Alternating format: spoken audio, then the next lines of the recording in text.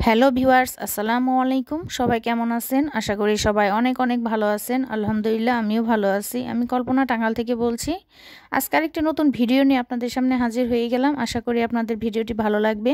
ভালো লাগলে প্লিজ ভিডিওর শুরুতে একটা লাইক দিয়ে ভিডিওটি কন্টিনিউ করবেন। এই তো এখানে আমি সকাল উঠে কম্বল ভাঁজ করতেছি। বাহিরে তো প্রচণ্ড শীত, কনকনে ঠান্ডা। কম্বল ভাঁজ করে যদিও লাভ নেই, কিছুক্ষণ পরে সে এলোমেলোই করতে হবে। তার কারণ শীতের দিনে দেখা যায় কম্বলের নিচে থাকলে ভালো লাগে, যতই শীতের কাপড় পরি খাটে আসলে কম্বলের কাছে যেতেই হবে।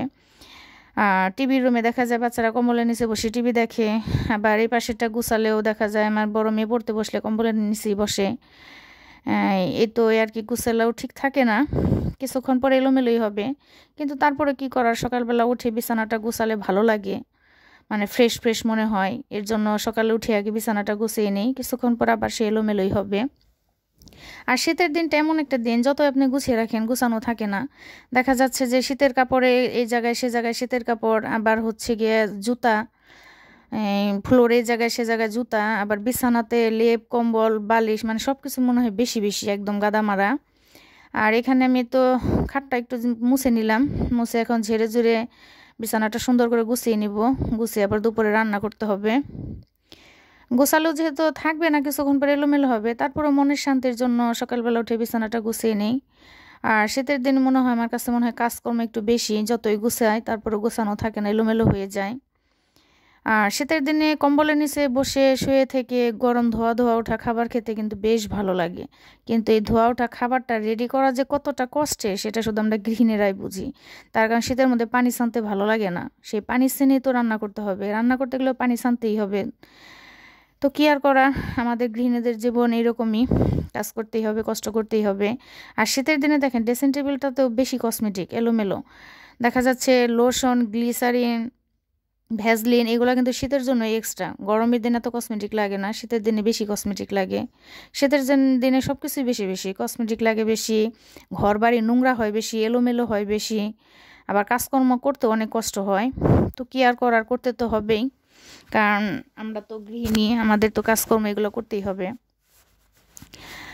তো শীতের দিনটা ভালো লাগে, ভালো লাগে না তা না, কিন্তু কাজ করতে খুব কষ্ট হয়, ভালো লাগে না কাজের দিক দিয়ে। আর গরমের দিনে, গরমের দিনটাও ভালো লাগে না, মানে গরম যে শীত আসে এই মাঝের সময়টা ভালো লাগে, আবার শীত যে গরম আসে এই মাঝের সময়টা ভালো লাগে। তাছাড়া পোড়া শীতের দিনটাও ভালো লাগে না, কাজ করে শান্তি নাই। আবার গরমের দিনটাও কাজ করে বলেন, খেয়ে বলেন, কোনো দিকেই শান্তি নাই। আর শীতের দিনে খেয়ে শান্তি আছে, কাজ করে শান্তি নাই, কারণ পানি ছানতে হবে কাজ করতে গেলে। আর লেপ কম্বলের নিচে তো বের হতে ইচ্ছে করে না, বাহিরে যেই শীত, কনকনে ঠান্ডার মধ্যে মনে হয় সারাক্ষণ মানে কম্বলটা পেঁচে শুয়েই থাকি। কিন্তু শুয়ে থাকলে তো চলবে না, কাজ তো করতেই হবে আমাদের। এ তো ঘরটা পরিষ্কার করে গুছিয়ে নিলাম, তার সাথে আপনাদের সাথে অনেক কথা বলে ফেললাম। আর 4 দিন যাবৎ আসলে ভিডিও দিতে পারতেছি না, এই ভিডিওটা অনেক আগেই করা, গত সপ্তাহের করা ভিডিও, কিন্তু আমি 4 দিন যাবৎ ভিডিও দিতে পারতেছি না, এক পারিবারিক সমস্যার কারণে ভিডিও দিতে পারতেছি না 4 দিন যাবৎ।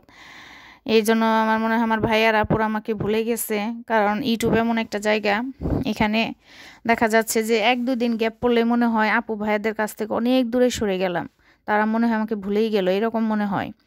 আর রেগুলার যদি ভিডিও দেওয়া হয় তাহলে আপুরা ভাইয়ারা অনেক সুন্দর সুন্দর কমেন্ট করে, মনে হয় যে না, কেউ ভুলে যায়নি, সবাই মনে রাখছে। আর 2-1 দিন ভিডিও না দিলে দেখা যায় সবাই মনে হয় ভুলে যায়, এরকমটা মনে হয়। এর জন্য চেষ্টা করি ভিডিও রেগুলার দেওয়ার, কিন্তু আসলে সময় সাপেক্ষে পারিবারিক সমস্যার কারণে অনেক সময় দেওয়া হয় না। তো ইনশাল্লাহ চেষ্টা করব। আর আজকে এখানে আমি রান্না করব চিকেন বিরিয়ানি, তার জন্য একটু ফুড কালার দিয়ে আলুটা ভেজে নিলাম। আর এই হাঁড়িটা আমি নতুন কিনে আনছি, এটার ভিডিও অবশ্যই দিছি, আপুর অনেক সুন্দর সুন্দর কমেন্ট করছে, এটার দাম জিজ্ঞেস করছে। আমি অবশ্য কমেন্টে বলে দিছি এটার দাম, কিন্তু আবারও বলতেছি এটা আসলে 900 টাকা নিচ্ছে, কি আমি 26 সেন্টিমিটারের। আমার কাছে খুব ভালো লাগছে, সেজন্য নিয়ে আসা।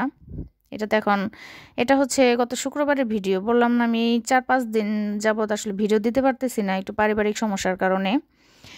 এর জন্য ভাবলাম আজকে ভিডিওটা দেই, কারণ আপু ভাইয়াদের কাছ থেকে অনেক দূরে সরে গেছি। তার কারণ ভিডিও না দিলে তো আসলে কেউ মনে রাখে না। ইউটিউব আসলে এমন একটা প্ল্যাটফর্ম যে যত ভিডিও দিয়ে অ্যাক্টিভ থাকা যাবে তত দেখা যাবে যে সবার কাছাকাছি থাকা যাবে, আর যত গ্যাপ পড়ে যাবে তত মনে হবে যে সবার কাছ থেকে দূরে সরে গেলাম। এর জন্য চেষ্টা করি আপুদের ভাইদের কাছাকাছি থাকার, কারণ ভিডিও দিলে তো তারা মিষ্টি মিষ্টি সুন্দর করে কমেন্ট করে।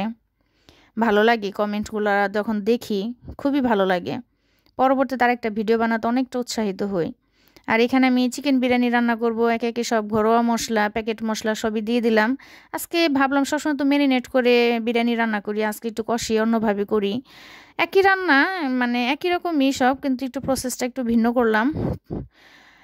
এখানে কিন্তু নেড়ে চেড়ে দিচ্ছে আমার বড় মেয়ে, বলতেছে যে আম্মু তুমি বিরিয়ানিটা বসাচ্ছ, তাহলে আমি একটু নেড়ে চেড়ে দেই, আর কিভাবে কি দিচ্ছ একটু দেখে নিই। পরে বললাম ঠিক আছে দেখো। এই জন্য নেড়ে চেড়ে দিতেছে আর আমি এই ফাঁকে মশলাগুলো দিয়ে দিতেছি।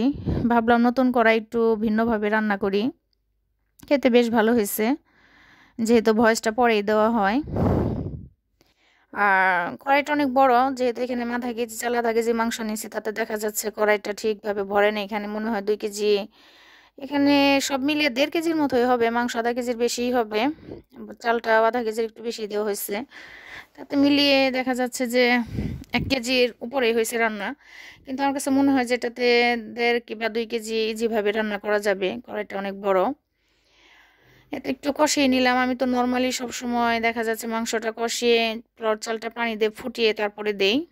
আর আজকে একটু ভিন্নভাবে, বললাম না নতুন কড়াই একটু ভিন্নভাবে রান্না করতেছি, সেই জন্য একটু কষিয়ে নিলাম। এখানে গরম পানিটা অ্যাড করে দেব। আর আমার এই ভিডিওর এই পর্যায়ে কে কে আমার সাথে আছেন তাদের অসংখ্য ধন্যবাদ। প্লিজ ভিডিওর শুরুতে একটা লাইক দিয়ে ভিডিওটি পুরোটা দেখবেন, স্কিপ করবেন না, টেনে টেনে ছিটে ভিডিওটা দেখবেন না, তাহলে আসলে চ্যানেলের অনেক ক্ষতি হয়ে যায়। এই জিনিসটা আগে বুঝতাম না, কিন্তু এখন বুঝি। সেই জন্য আমি নিজেও কারো ভিডিও কখনো কেটে ছেটে দেখি না, এমনকি ফুল ওয়াচ করি। আর সবাইকে অনুরোধ করব, যার ভিডিও দেখেন, আমারটা যারটাই দেখেন, প্লিজ ভিডিওটা কেটে ছেটে দেখবেন না, টেনে টুনে দেখবেন না। আর ভিডিওর শুরুতে একটা লাইক দিবেন। একটা লাইক এই ভিডিওটা অনেকের কাছে পৌঁছে দিতে সাহায্য করে, এর জন্য ভিডিওর শুরুতে একটা লাইক দিয়ে নেবেন। দেখা যাচ্ছে যে কমেন্ট মোটামুটি সবাই করে, কিন্তু লাইকটা দিতে সবাই আসলে ভুলে যায়। এর জন্য প্লিজ ভিডিওর শুরুতে একটা লাইক দিয়ে ভিডিওটি দেখা শুরু করবেন, তাহলে দেখা যাচ্ছে পরে আর কমেন্ট, মানে লাইক দিতে আর ভুলে যাবেন না, আর কমেন্টটা করে ভিডিও থেকে বের হয়ে যেতে পারবেন। এই সুবিধার্থেই শুরুতে একটা লাইক দিয়ে ভিডিওটি দেখা শুরু করবেন। এতে আমার বিরিয়ানি রান্নাটা হয়ে গেছে। কালারটা যদি একটু বেশি লাল দেখা যাইতেছে, কিন্তু খেতে কিন্তু ঝাল হয়নি, কারণ এখানে ফুড কালার দেওয়া হয়েছে। আবার রাঁধুনির গুঁড়া মরিচটা তো একটু কালার হয় বেশি, সেই জন্য এরকম কালার লাগতেছে। তুমি এদের জন্য বেড়ে নিলাম। বিরিয়ানিটা খেতে অসম্ভব মজা হয়েছে। আর আমার বাচ্চারা বিরিয়ানি খুব পছন্দ করে, আমি প্রতি শুক্রবারই রান্না করে দেওয়ার চেষ্টা করি। আর এটা যেহেতু আমার গত শুক্রবারের ভিডিও, আমি তো এই 4-5 দিন ভিডিও দিতে পারিনি। আর শুক্রবার দিন ছিল মেয়ের উদ্ভাসে একটা সেমিনার, সেখানে আর কি গার্জেন মিটিং, গার্জেনদের ডাকছে। এখানে যেহেতু আমাদের বাচ্চারা 2 মাস যাবৎ টেস্ট পরীক্ষা দিতেছে, কতটা উন্নতি হলো, তাদের সার্ভিসটা আমাদের কতটা ভালো লাগছে, এই গার্জেন মতামত আর কি। এর জন্য যাইতেছি। মেয়ে পরীক্ষা দিবে, মানে মেয়েদের এখন তো সলিউশন ক্লাস হচ্ছে, ক্লাস নেবে 2 ঘন্টা, আর এই 2 ঘন্টা গার্জেন মিটিং হবে। আর এখানে রাস্তার ধারে, রাস্তাতে কাজ চলতেছে, টাঙ্গাইল শহরে মেন রোডে এখান দিয়ে এখন ঘুরে ফিরে যেতে হয়। আর রাস্তার ধারে ফুলগুলো এত সুন্দর। শুক্রবার মার্কেট বন্ধ, কিন্তু ফুলের দোকান তো আর বন্ধ থাকে না। আমার ফুল দেখলে এত ভালো লাগে, সেটা কাঁচা হোক আর্টিফিশিয়াল হোক যেটাই হোক, আমার কাছে ফুল খুবই ভালো লাগে। এই তো যাইতেছে এখন উদ্ভাসে, উদ্ভাসে যাব। মেয়ে, মানে সলিউশন ক্লাস শুরু হয়েছে, মেয়ে ক্লাসে চলে যাবে। আর এখানে যেহেতু আজকে 2:30 বাজে, সব গার্জেনদের ডাকা হয়েছে। তাদের সার্ভিসটা মাশাআল্লাহ আমার কাছে খুবই ভালো লাগছে। স্যার ম্যাডাম, এখানে স্টাফ সবার ব্যবহার খুবই অমায়িক, খুবই ভালো ব্যবহার। তাদের বাচ্চা কাচ্চারাও, তারা বাচ্চা কাচ্চাদের আসলে খুব সুন্দরভাবে পড়া বোঝায়। কোনো সমস্যা হলেও তাদের জিজ্ঞেস করলে সেটা সলভ করে দেয়। আর এখানে তো আসলে ক্লাস নেওয়া হয় না, এটা হচ্ছে 7টা সলিউশন ক্লাস। আর 2 মাস ওরা 3 মাসের প্যাকেজ, 3 মাস হচ্ছে ওরা শুধু টেস্ট পরীক্ষা দিবে। আর টেস্ট পরীক্ষা দেওয়াটা এটাই কারণ, সেটা হচ্ছে হাতের যে জড়তাটা থাকে, সেই জড়তাটা কেটে এখন লেখাপড়া একটু ফাস্ট হয়েছে। প্লাপান যতই লেখুক, রেগুলার পরীক্ষা দিলে ওটার একটা প্র্যাকটিস থাকে লেখার উপরে, তাহলে হাতের জড়তাটা কেটে যায়। আর সেই জন্য মূলত আসলে দেওয়া। এখানে নতুন করে আসলে কিছু শেখার নেই, কারণ এখানে তো এভাবে ক্লাস নেয় না, এখানে শুধু টেস্ট পরীক্ষা। শেখা যায় 9-10 2 বছর তো শিখেই ফেলছে, এখন জাস্ট শুধু পরীক্ষা দেওয়া। এই বাচ্চাটা অনেক কিউট, এই বাচ্চাটার বোনটাও এখানে আর কি টেস্ট পরীক্ষা দিচ্ছে আমার মেয়ের সাথে। আজকে এই ক্লাসে আমরা স্টুডেন্ট, দেখা যাচ্ছে পাশের ক্লাসে আমাদের মেয়েরা স্টুডেন্ট, আর এখানে হচ্ছে আমরা গার্জেনরা স্টুডেন্ট। এখানে একটু পরে স্যার আসবে, আর স্যার এসে কিছু লেকচার দিয়ে গেল, আমরা শুনলাম, আমাদের মতামতটা তারা শুনলো, বেশ ভালো লাগলো। তাদের ব্যবহার, আন্তরিকতা সব দিক দিয়ে মিলে খুবই ভালো উদ্ভাস, মানে আমার কাছে খুবই ভালো লাগছে। আর এখানে এ তো আমরা এখন স্টুডেন্ট, আমরা বসে বসে স্যারদের লেকচার শুনবো, কিছুক্ষণ পরে শুরু হবে সেটা। ভাবলাম এই ফাঁকে টুকটাক একটু ভিডিও করে নিই। এখানে স্যাররা সবাই বসে আছে, আমরা তো প্রতিদিনই এসে এখানে বসে থাকি, আসলে এইভাবে ভিডিও করা হয় না, আজকে ভাবলাম একটু ভিডিও করে নিই।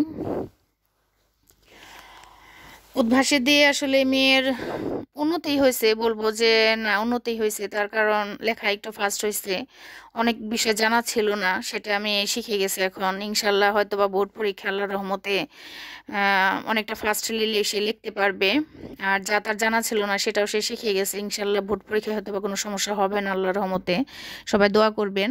আর এখানে হচ্ছে Notre Dame, Saint Joseph, Holy Cross, এখানে এরা অ্যাডমিশন কোর্স শুরু করছে এসএসসির পরে থেকে। তো বলতেছে যে আপনাদের বাচ্চারা যারা যাদের দেওয়ার ইচ্ছুক তারা এখানে মানে ভর্তি কোর্সটা করাইতে পারেন। তখন বললাম যে এখন যেহেতু এসএসসি নিয়ে টেনশনে আছে, এটাকে হোক, তারপরে বিবেচনা করে জানাবো, নিয়ে আসবো নি। তো অনুষ্ঠানটা শেষ, গার্জেন মিটিং শেষ, এখন আমি এখন বাসায় চলে যাচ্ছি। এতক্ষণ ধৈর্য ধরে যারা আমার ভিডিওটি দেখলেন তাদের অসংখ্য অসংখ্য ধন্যবাদ। এভাবে উৎসাহ দিয়ে ভালোবাসা দিয়ে পাশে থাকবেন। এখানে এখন মেয়ে বাসায় চলে যেতেছি, বাহিরে প্রচণ্ড ঠান্ডা বাতাস, রিক্সায় তো আরও ঠান্ডা বাতাস, ঠান্ডা একদম জমে যাওয়ার মতো অবস্থা। তো কি করার, এভাবে চলতেই হবে, যতই শীত হোক বাহিরে বের হতেই হবে, বাচ্চাদের পড়াশোনা। তো সবাই ভালো থাকবেন, আমাদের জন্য দোয়া করবেন। খুদা হাফেজ।